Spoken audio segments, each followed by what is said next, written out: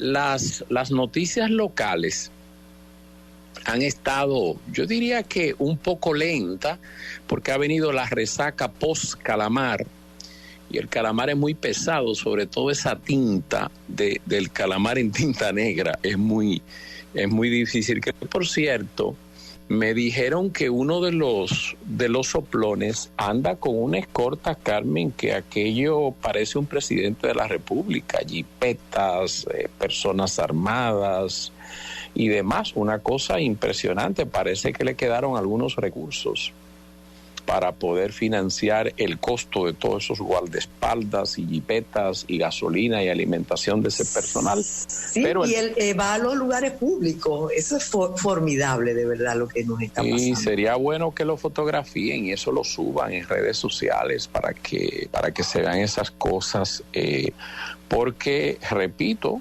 el baremo debe ser el mismo. Si vamos a censurar corruptos, los delatores que reciban un trato relativamente menor, pero al final se corrompieron idéntico o más, y el rasero debe ser el mismo. A mí me lo contaron y me lo dijo una persona que vive en un edificio donde uno de esos señores visita, porque aparentemente tiene familiares ahí.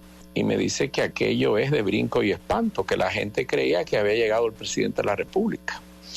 Del número de jipeta, guardaespaldas, una cosa impresionante. Pero eso es República Dominicana, más allá de la imaginación. Entonces, mira, Carmen, voy a empezar por un punto, porque no tenemos muchísimo, tenemos media hora, 35 minutos más o menos. En primer lugar, quiero empezar con las noticias que se prestan a la manipulación. Y el gobierno es muy bueno en manejar, retorcer en términos informativos las informaciones para lo que es una curva, de volverlo como una recta. Ayer y antes de ayer aparecía una información donde aparecía el gobierno con los pujos nacionalistas, que había vetado una lista de empresarios y personalidades de 38 personas, creo 35, que supuestamente no podían entrar al país. En primer lugar, eso no tiene nada de lucha antihaitiana, ni tiene nada de postura del gobierno fuerte hacia la migración haitiana, porque esas personas, esos que están ahí, no son los haitianos que vienen aquí a pedir en los semáforos o que vienen a integrarse al sector construcción, ni al sector turismo, ni a la agricultura. Esos son personas con plata. Eso vienen aquí a vivir plácidamente, a ir a los restaurantes y a gastar la plata. Y eso no tiene nada de malo. Si ellos tienen su dinero, que lo gasten y lo consuman. Esas personas fueron vetadas porque esas personas ya las vetó Estados Unidos y Canadá, inmovilizando incluso sus activos. ¿Por qué las vetaron? Las vetaron porque son las personas que han estado financiando las pandillas y todo el movimiento de anarquía e inestabilidad que hay en Haití. Porque son grupos económicos que quieren una solución haitiana diferente, con un régimen político diferente. Si te pones a ver, las personas que resultaron presas en Miami, que participaron en el asesinato del expresidente haitiano, esas personas que querían, había uno que quería ser candidato a la presidencia y había gente disgustada de varios litorales, no solamente políticos, había gente también disgustada en el sector droga. Coinciden, contratan a los mercenarios colombianos y mandan a asesinar a Moisés y lograron el cometido. Yo siempre me preguntaba, ¿qué pandillas tan poderosas? ¿Quién le da los recursos? ¿Cómo pueden mantenerse? ¿Cómo pueden apertrecharse? Alimentos, sus gastos, la vivencia de sus familias y mantenerse en un trabajo, porque mantenerse allí asaltando, secuestrando, hostilizando al gobierno, realizando actos de vandalismo, de terrorismo, ese es un trabajo pecaminoso, pero un trabajo, y eso no lo hace nadie gratis sin derivar ventajas. Pues parece que son estos grupos los que se dedican a eso. Entonces, de pujo nacionalista, nada. Sencillamente, usted lo está vetando porque esas personas han sido vetadas con razón por Canadá y Estados Unidos, y usted como patio trasero no le toca otra cosa, porque si se ubican aquí, está muy cerca del área de conflicto y obviamente van a estar complotando desde aquí. Les es más fácil pasar la frontera, les es más fácil que lo vengan a visitar, hacer llegar el dinero, en fin, todo resulta más fácil. Entonces pongamos las cosas en su justo lugar, cero engaño, que no somos tan tontos, solo lo necesario. Sucede, sin embargo, que ahora la noticia tiene una derivada que va a crear problemas al gobierno. ¿Cuál es la derivada? Bueno, que un importantísimo empresario, en una época vivió en la ciudad de Miami, específicamente en un barrio de esos portentosos, de personas acaudaladas en Miami, es aquí el principal accionista de una empresa que se llama el Grupo GB. El Grupo GB le adquirió todas las líneas de estaciones de gasolina a la Texaco, el Grupo Chevron, cuando el Grupo Chevron representaba esa marca aquí y tenía la distribución de combustibles. Esa empresa hace años, más de 10 años que vendió esas operaciones, la compró GB, que esas iniciales son las iniciales del nombre del principal accionista, el señor Gilbert Villo. Y sucede que Gilbert Villo es socio de Pablo Portes, el asesor financiero del presidente de la República, y ha llamado poderosamente la atención que no apareciera el nombre del señor Villo, cuyo hijo e hija tengo entendido que reside en el país, y tengo entendido también que él anda por estos predios, que ya no está permanentemente en Miami. Pero eso no lo conozco, lo he oído únicamente comentar en encuentros sociales. Y la pregunta que todo el mundo se hace es cómo un personaje de ese nivel y de esa importancia, además de que políticamente es una persona conectada a los grupos que han estado promoviendo estos movimientos en Haití, ¿cómo se explica que no apareciera en la lista? Yo no puedo asegurar, porque yo no tengo ninguna data que me sugiera eso, que ha tenido alguna participación, la influencia o ascendencia que pueda tener Pablo Portes en el gobierno. Pero en círculos sociales y el rumor público se indica que aparentemente esas relaciones locales del señor Villo le han llevado a poderse mantener fuera de esa lista. Porque imagínate, en el caso de él no sería que no puede entrar, en el caso de él sería prácticamente expulsarlo, no a su familia, hijos, pero sí a él.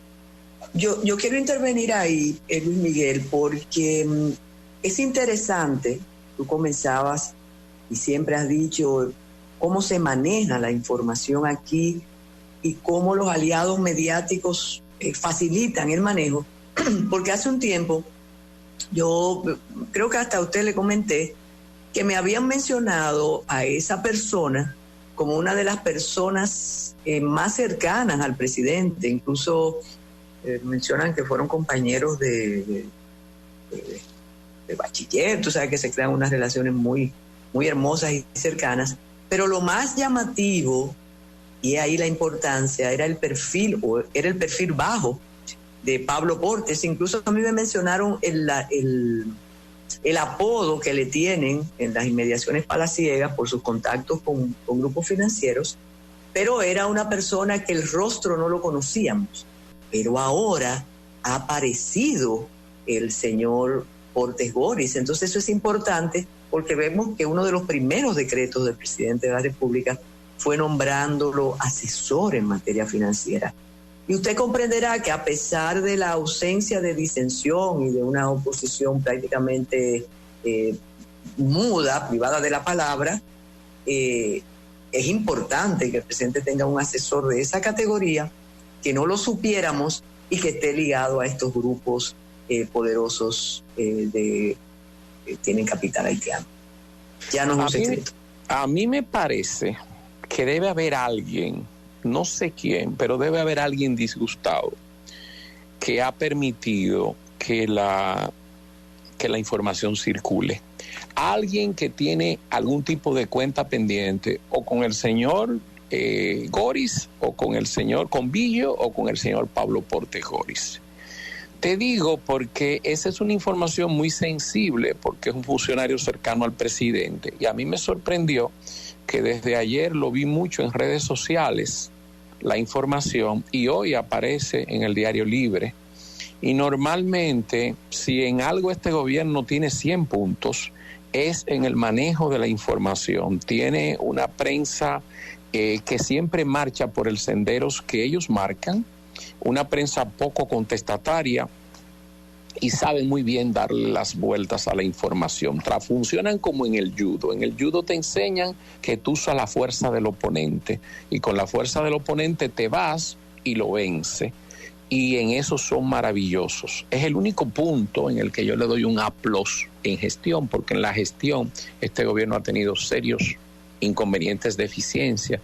El día que esta gestión se examine, cuando ya toda esta parafernalia haya pasado y cuando volvamos a la sensatez y menos gente de la que está incorporada al carrusel del cambio tenga la influencia que tienes, y empiecen a verse los indicadores y empiece a verse la gestión, se verá cómo se construye un gobierno mediáticamente de manera tal que tú crees la sensación de supereficiencia cuando el gobierno apenas pasa algunas asignaturas.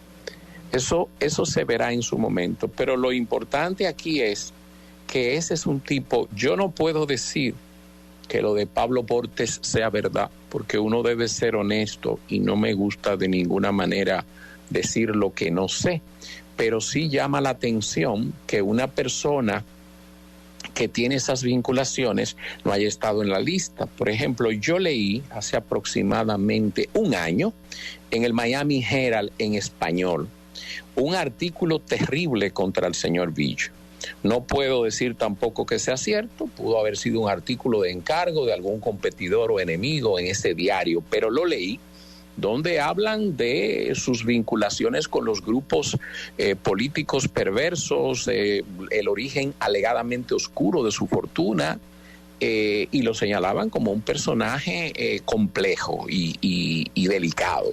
Y eso yo lo leí hace más de un año. ¿Y por qué lo leí? Porque veo la información, yo leo muchos periódicos norteamericanos, me encuentro con esa data y digo, pero este señor, yo he oído a este señor, y efectivamente, el principal accionista del grupo GB, y entonces de esa línea Texaco de estaciones de gasolina, y ahora fíjate cómo aparece vinculado a las pandillas y entonces excluido del listado dominicano, que primero aparece como una decisión del gobierno tratando de manejar el tema haitiano. Mentira, usted tiene que hacerlo porque sencillamente usted está cercano, usted comparte la isla con aquel tercio insular, y ocurre que desde aquí es más fácil complotar, más fácil desestabilizar y seguir el contacto y seguir la alimentación de todas las guerrillas y grupos paramilitares que están ahí, bandas y demás, que mantienen la isla en pleno acoso. Es prácticamente un gobierno paralelo, pero un gobierno que tú le logra colapsar el combustible, la electricidad, los servicios sanitarios, que el gobierno oficial vive prácticamente recluido en el Palacio de Gobierno. Tienen miedo, Carmen, de salir a la calle. Eso no es un gobierno, eso es una especie de gobierno en el exilio. Síguenos en las redes sociales y suscríbete a nuestro canal de YouTube. Recuerda que el Matutino Alternativo no es otro más, es diferente.